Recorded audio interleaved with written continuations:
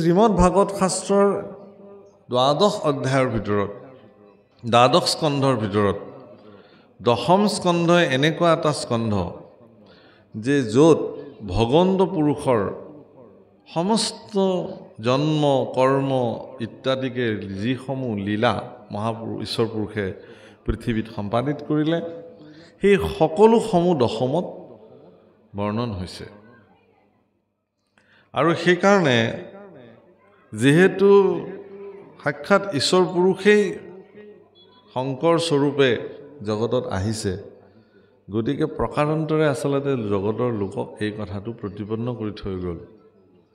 প্ৰভুসকল মাধৱ পুৰুষে গুৰুজনাক চিনি পাইছিল। সেইকাৰণে এদিন নাৱেৰে ভটিয়াই গৈ থাকোঁতে গুৰুজনাৰ যি ৰূপ, সুন্দৰ ৰূপ, ত্ৰিভুৱন বন্দন দৈৱকী নন্দন, এই পদ তাত সেইদিনাখন মহাপুৰুষে ৰচনা কৰিছে, লিখিছে।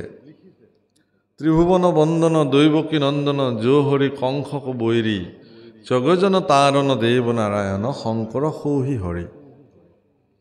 গুৰুজনাই ক'লে বোলে অকণমান ঢাকি দিয়া, ইমান উন্মুক্ত কৰাৰ প্ৰয়োজন নাই, তুমি যি জানিছা জানিছা। আৰু গুৰু বাক্য ৰাখি এই পদছোৱাত ঢাকি পেলালে। কেনেকে? ত্ৰিভুৱন বন্দন দৈৱকী নন্দন জোহৰি মাৰল কংস জগজন তাৰণ দেৱ নাৰায়ণ শংকৰ তাকেৰি অংশ। কিন্তু এইখিনিতহে ঢাকিলে, বাকী ছোৱাত কিন্তু উন্মুক্ত কৰিছে। এইকাৰণে কৰিছে যে চাৰিবেদ শিৰোমণি মা যে জাকেৰি চৰণ বিকাশ সৌহি দেৱ কৈলো কলিক শংকৰদেৱ প্ৰকাশ।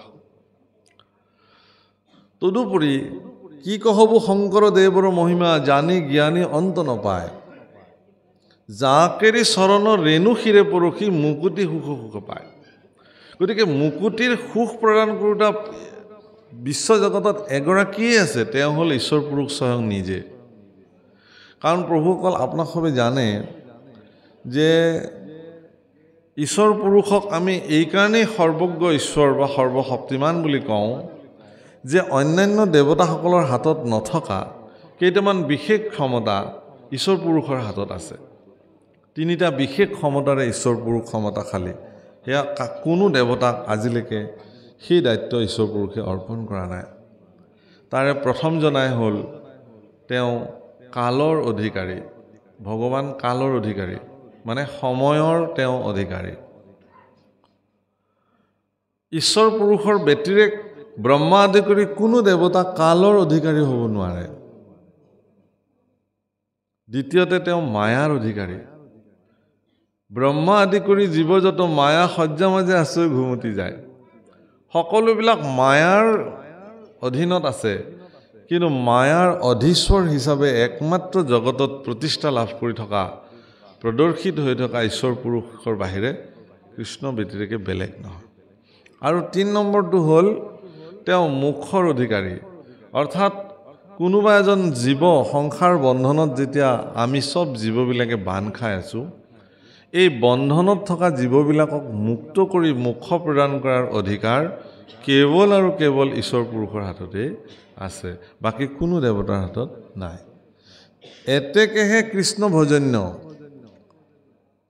হে প্ৰভুসকল, সেইকাৰণে দশম স্কন্ধ শুনিলে সাক্ষাৎ ভগৱন্তক শুনা যায়। দশম স্কন্ধ শুনিবৰ কাৰণে পৰম ভাগ্যৰ প্ৰয়োজন, পৰম কৃপা হ'ব লাগিব ঈশ্বৰৰ, তেতিয়াহে কোনোবাই দশম স্কন্ধ শ্ৰৱণ কৰিব পাৰে। ইমান মহিমাযুক্ত অধ্যায়। যি কি নহওক, সেই দশম স্কন্ধ আজি ব্যক্ত হৈছে। মহাপুৰুষ শ্ৰীমন্ত শংকৰদেৱ গুৰুজনাই দশম স্কন্ধ আৰম্ভণিতে কৈছে যে হৰিক স্মৰণে আৰম্ভৰ হৌক সিদ্ধি। ঈশ্বৰ পুৰুষক স্মৰণেৰে তেওঁৰ আৰম্ভণি সিদ্ধি হোৱাৰ কাৰণে প্ৰাৰ্থনা কৰিছে। প্ৰভুসকল, গুৰুজনাই সমস্ত লোকৰ কাৰণে কিছুমান আদৰ্শ থাপি থৈ গৈছে। দশম স্কন্ধৰ প্ৰাৰম্ভণিৰ এই পদ জনাৰ দ্বাৰা আমাক সকলোকে এটা কথাই কৈছে যে আমি আমাৰ দৈনন্দিন জীৱনৰ যি কাৰ্যই সম্পাদিত নকৰোঁ কিয়, সকলো কাৰ্য কৰাৰ আগতে ভগৱন্ত পুৰুষক স্মৰণ কৰি সম্পাদিত কৰিব লাগে। যি ব্যক্তিয়ে তেওঁলোকৰ জীৱনৰ সকলো কৰ্ম ভগৱানক স্মৰণ কৰি সম্পাদিত কৰে সেই কাৰ্য অসিদ্ধি হোৱাৰ কোনো প্ৰশ্নই নুঠে ভগৱানত সমৰ্পিত সকলো কৰ্মই আপোনাৰ জীৱনত সিদ্ধি হ'ব তেনে সৎকৰ্ম সকলো ঈশ্বৰক সমৰ্পিত কৰি কৰিব লাগে ইয়াত সেইকাৰণে আকৌ ডাঙৰ কথা কৈছে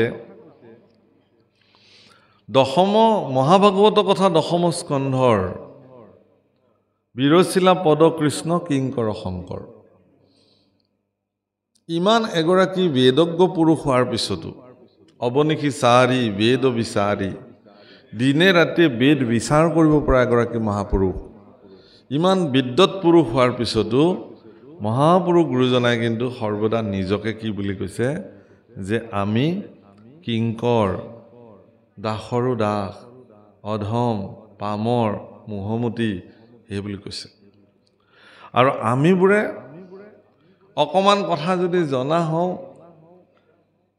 অকমান যদি গীত পদ আওৰাবলৈ পৰা হওঁ কোনোবাই যদি আমাক মোহমতি বুলি কয় আমাৰ ভীষণ খং উঠি যাব আমাক যদি কোনোবাই অযোগ্যতা প্ৰতিপন্ন কৰিব খোজে এই কথাত আমি ব্যথা পাওঁ দুখ পাওঁ সেইকাৰণে সেই বাপসকল ভাৰতবৰ্ষত যিমানবিলাক মহাপুৰুষ আছে পঞ্চদশ শতিকাত যিমানবিলাক মহাপুৰুষে ভক্তি আন্দোলনৰ সূচনাত সকলোৱে অগ্ৰণী ভূমিকা গ্ৰহণ কৰিছিল সেই মহাপুৰুষসকলৰ তুলনাত মহাপুৰুষ শ্ৰীমন্ত শংকৰদেৱ গুৰুজনাৰ জীৱন দৰ্শনৰ এটা বিশেষ বৈশিষ্ট্য হ'ল কি যে তেওঁ আত্মলঘিমাৰে নিজক প্ৰতিপন্ন কৰিছে অৰ্থাৎ মহাপুৰুষে নিজকে দাসৰো দাস কিংকৰৰো কিংকৰ এই বুলি নিজৰ আত্মপৰিচয় প্ৰদান কৰিছে মহাপুৰুষ মাধৱদেৱেও গুৰুজনাক অনুকৰণ কৰি কি বুলি লিখিছে নামঘোষাত নুহুজানাই আমি চাৰি জাতি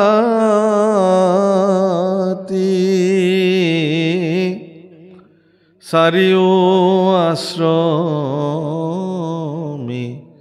নোহোৱাতি নুহু ধৰ্মশীল দানব্ৰ ততীৰ্থগামী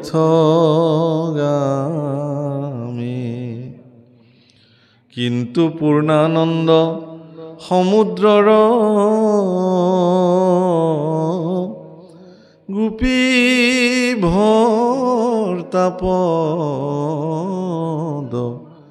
কমলৰ দাসৰো দাস তানদা সভৈলো আমি হে প্ৰভু তুমি যদি মোক দাস বুলি ধৰিবৰ কাৰণে যদি তোমাৰ কিবা আপত্তি আছে তেনেহ'লে তোমাৰ দাসৰো দাস তেওঁৰ দাস কৰি হ'লেও মোক তুমি তোমাৰ চৰণত থান দি ৰাখা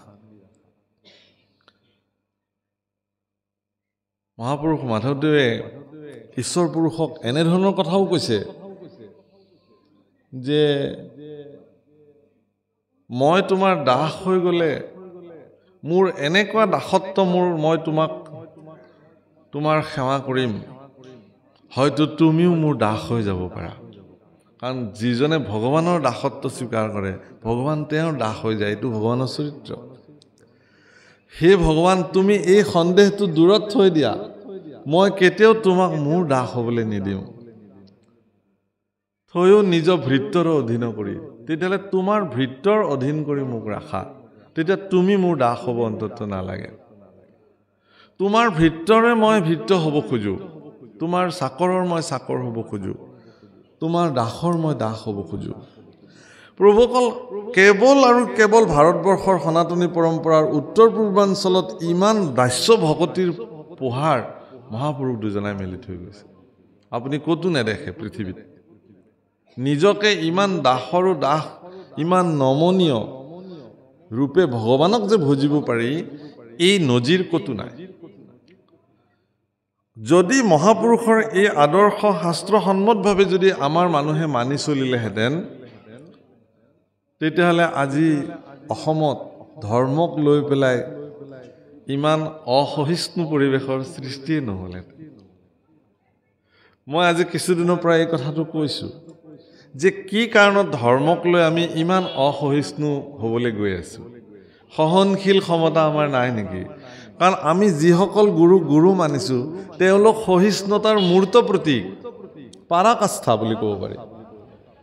মহাপুৰুষ শংকৰ মাধৱ দুজনা সহিষ্ণুতাৰ পাৰাকাষ্ঠা, তাতকৈ আৰু কোনো নাই ইমান সহিষ্ণু। বুজিছে নহয়?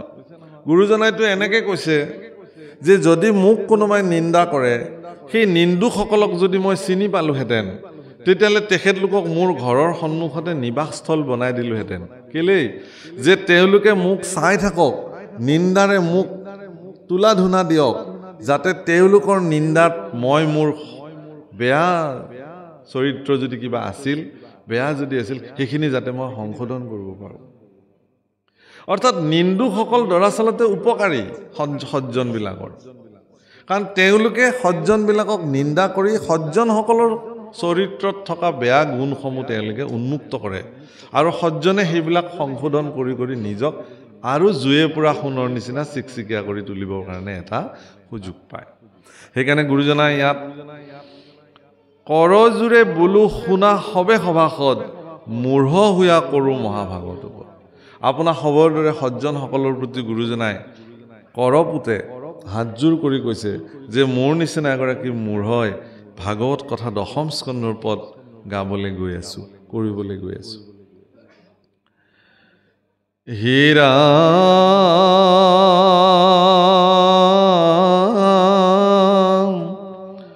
কৰজোৰে বোলো শুনা সবে সভাসদ, মূঢ় হুয়া কৰোঁ মহাভাগৱত পদ। ৰাম আমাৰ পদত কেহু নধৰিবা দুখ, কৃষ্ণ কথা শুনি কৰা চিত্ত সন্তোষ।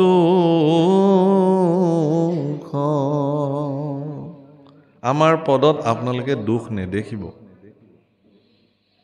কেৱল কৃষ্ণ কথা বুলিয়েই সন্তোষ হ'বৰ কাৰণে প্ৰয়াস কৰক। বাপসকল, কোনে ভাগৱত পঢ়িছে, কি ব্যাখ্যা কৰিছে, সেইটোক লৈ সমালোচনাৰ কোনো প্ৰয়োজন নাই। ভাগৱত যে পঢ়িছে এইটোৱেই ডাঙৰ কথা। ভাগৱতৰ আসনত আসীন হৈ কোনোবা ব্যক্তিয়ে যে কৃষ্ণ গুণ আওৰাইছে, তেওঁৰ জীৱনৰ কাৰণে সেইটোৱে এটা বিশেষ লাভ। অনেক যত্ন কৰিও জীৱনত কোটি কোটি টকা উপাৰ্জন কৰিব পাৰে কোনোবাই, পৃথিৱীৰ সৰ্বোচ্চ সন্মানত কোনোবা ব্যক্তি গৈ অধিষ্ঠিত হ'ব পাৰে, কিন্তু তেওঁ ইচ্ছা কৰিলেই ভাগৱতৰ আসনত তেওঁ আসীন হ'ব নোৱাৰে। এগৰাকী ব্যক্তি ভাগৱতৰ আসনত আসীন হ'বলৈ হ'লে ঈশ্বৰ পুৰুষে তেওঁক প্ৰথমতে নিৰ্ণয় কৰি ল'ব লাগিব, মই তোমাৰ শ্ৰীমুখে মোৰ গুণ শুনিম। কাৰণ ঈশ্বৰ পুৰুষে ভক্তৰ পৰা একো দ্ৰব্য বস্তু আজিলৈকে বিচৰাৰ কোনো শাস্ত্ৰত উদাহৰণ নাই। ভগৱানে এটাই বিচাৰে যে মোৰ গুণখিনি কোনোবাই একান্ত চিত্তে গাওক। নিজ যশ গুণ প্ৰিয় হৰি, তেওঁৰ নিজৰ যশস্যা ভক্তৰ শ্ৰীমুখে শুনি ভাল পায় আৰু তাৰে তেওঁ মালা গাঁঠি পিন্ধে। ভকতে যতে গাৱে গুণনাম চয়, তাৰ মালা গান্থিয়া পিন্ধন্ত কৃপাময়। ভকতে যিমান ঈশ্বৰৰ গুণ গায়, সেই প্ৰত্যেকটো গুণেই তেওঁ মালা হিচাপে, পুষ্পমালা হিচাপে পঞ্চবৰ্ণৰ বনমালা তেওঁ ডিঙিত পৰিধান কৰি থাকে। শাস্ত্ৰত এটা কথা বৰ্ণন কৰিছে যে ভগৱন্ত পুৰুষে যি পঞ্চবৰ্ণৰ বনমালা পৰিধান কৰে, সেই বনমালাধাৰৰ দুটা বিশেষ বৈশিষ্ট্য আছে। ঈশ্বৰ পুৰুষৰ ডিঙিত থকা বনমালা ভাগৰ দুটা বিশেষ বিশিষ্টতা কি? তাৰে প্ৰথমটোৱে কৈছে যে সেই বনমালা ভাগ কণ্ঠৰ পৰা আপাদ পৰ্যন্ত চৰণলৈকে ওলমি থাকে। বাকী কোনো মালা, তেওঁতো আৰু অন্যান্য মালা পৰিধান কৰে, পৰিধান নকৰে আচলতে মালাবোৰ নিজে ভগৱানৰ ডিঙিত পৰিধিত হৈ থাকে আমি মালা পিন্ধি থাকো ভগৱানে নিপিন্ধে মালাবোৰ গৈ নিজে ভগৱানৰ শৰীৰত অলংকৃত হয় একেবাৰে কৌস্তৱমণিৰ পৰা প্ৰাৰম্ভ কৰি সাতখৰি হেমহাৰ বৈজন্তীমালা গজমুক্তাহাৰ ইত্যাদি তেওঁ পৰিধান কৰিছে তাৰ ভিতৰত বনমালা কণ্ঠৰ পৰা চৰণ পৰ্যন্ত আৰু দ্বিতীয় বৈশিষ্ট্য কি যে এই মালাধাৰৰ ফুলসমূহ এনেকুৱা সতেজ আজি ইয়াতে ফুলৰ মালা গাঁঠি দিয়া হৈছে এইবোৰ সতেজ হৈ থকা নাই ছিঙি অনা হ'ল সতেজ বুলি কেনেকৈ প্ৰমাণিত কৰিছে যে ভগৱন্ত পুৰুষৰ কণ্ঠত থকা সেই বনমালা ভাগৰ পুষ্পসমূহ ইমানেই সতেজ যে তাত অলিকুল ভমৰাবিলাকে আহি সেই ফুলত ৰেণু পান কৰি থাকে এইটো দুই নম্বৰ বৈশিষ্ট্য ইয়াৰ অৰ্থ কি ইয়াৰ দুটা অৰ্থ আছে এক নম্বৰতে কি যে এই মালাসমূহ ভক্তসকলৰ শ্ৰীমুখে ওলোৱা নামৰ ফুল আৰু সেই নামৰ ফুল ভক্তিৰ সূত্ৰৰে তেওঁ মালা গাঁঠি থাকে গতিকে এই পুষ্পসমূহ যিহেতু ভক্তি পুষ্প এতেকে তাত ভকত ভ্ৰমৰাবিলাকে আহি পেলাই সেই পুষ্পৰ সুঘ্ৰাণ লৈ থাকে সেই অমৃত পান কৰি থাকে দ্বিতীয়তে কণ্ঠৰ পৰা ভক্তসকলৰ কণ্ঠৰ পৰা নিগৰিত হোৱা সেই নাম ভগৱানৰ দুখানি চৰণ চিন্তি আগবঢ়োৱা হয় সেইকাৰণে সেই মালাধাৰ কণ্ঠৰ পৰা চৰণ পৰ্যন্ত বিস্তাৰিত সম্পৰ্কিত হে বাপসকল আইসকল ভগৱন্ত পুৰুষে ভক্তসকলৰ শ্ৰীমুখে তেওঁৰ গুণানুকীৰ্তন যিহেতু সৰ্বদা শ্ৰৱণ কৰাৰ হাবিয়াস তেওঁৰ ইচ্ছা সেইকাৰণে মহাপুৰুষে ইয়াত লিখিছে যে কোনোবাই যদি কৃষ্ণ কথা গায় কৃষ্ণ কথা কয় তেওঁৰ পদত দোষ বিচাৰ কৰাটো ভকতৰ উচিত নহয় যি গাইছে গাইছে কৃষ্ণ গুণ বুলি আপোনালোকে তাক শুনিব পৰাৰ ক্ষমতা থাকিব লাগে এই বুলি শুনক যদি তাত আপোনাৰ কিবা গ্ৰহণ কৰিবলগীয়া কথা আছে গ্ৰহণ কৰক নাই যদি এৰি দিয়ক কিন্তু এই সাম্যকভাৱে এই কৃষ্ণ কথা এই বুলি গ্ৰহণ কৰক আৰু মহাপুৰুষে এই বুলি কৈছে ৰাম শতকৌটি জনমৰ মহাপাপ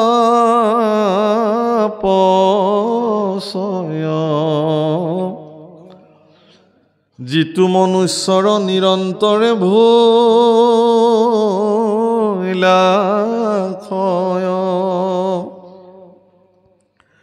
ৰাম শিশিজনে কৃষ্ণ কথা শুনিবা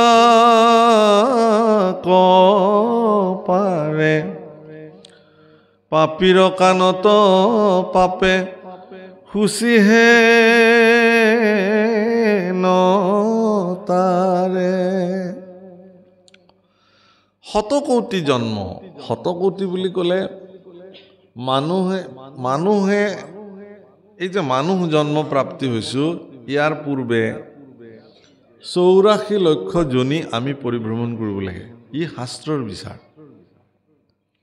গতিকে এই জনীসমূহ পাৰ কৰি আহি আহি আহি আহি আহি আমি যেতিয়া মনুষ্য জন্ম প্ৰাপ্তি হওঁ তেতিয়াহ'লে বিগত জন্মসমূহত কৰি অহা সমস্ত অপৰাধৰ মুক্ত হোৱাৰ এক সুবৰ্ণ সুযোগ মনুষ্য জন্মত প্ৰাপ্তি হয় বাপসকল আইসকল মনুষ্যসকল ভগৱানৰ স্বৰূপাৰ্থত ভগৱানে নিজৰ স্বৰূপ চাবৰ কাৰণে মনুষ্যসকলক সৃষ্টি কৰিছিল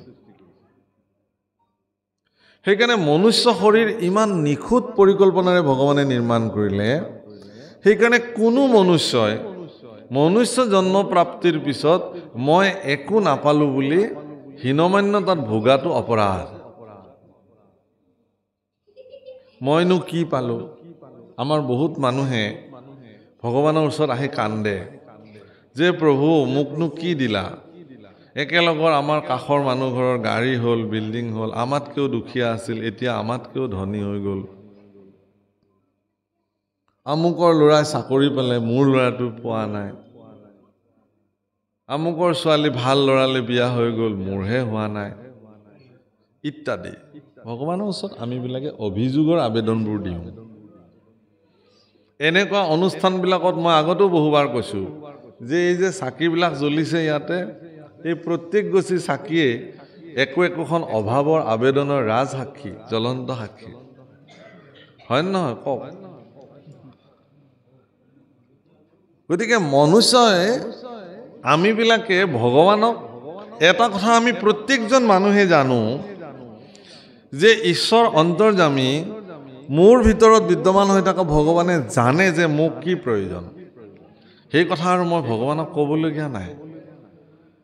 গতিকে আপোনাৰ যোগ্যতা অনুসাৰে আপোনাৰ যোগ্যতাতকৈও বেছিকৈ ভগৱানে আপোনাক প্ৰদান কৰিছে, এই বুলি ভগৱানৰ ওচৰত কৃতজ্ঞ হোৱাটো দৰকাৰ, প্ৰয়োজন।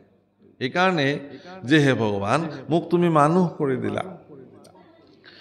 সেইকাৰণে শতকোটি জন্মৰ যি মহাপাপ, সেইটো মনুষ্য জন্মত নিৰন্তৰে ক্ষয় হয়। আৰু যিজন মনুষ্যৰ শতকোটি জন্মৰ মহাপাপৰ পৰা মনুষ্য জন্মত তেওঁৰ কাৰ্যৰ দ্বাৰা তেওঁ তাক মানে শেষ কৰিলে, তেওঁহে বোলে কৃষ্ণ কথা শুনিব পাৰে। এইটো আকৌ বহুত ডাঙৰ কথা। আজি ইয়াত যে আপোনালোক পৰম সজ্জনসকল আহি কৃষ্ণ কথা শুনিবৰ কাৰণে বহি আছে, শতকোটি জন্মৰ মহাপাপৰ পৰা মুক্ত হোৱাৰ কাৰণেহে আপোনালোকে আহি এই স্থানত বহি একান্ত চিত্তে কৃষ্ণ কথা শুনাৰ সৌভাগ্য মিলিছে। বাপসকল, আমি ধৰ্ম কি সেয়াও জানো, অধৰ্ম কি সেয়াও জানো, পাপ কি সেয়াও জানো, পুণ্য কি সেয়াও জানো।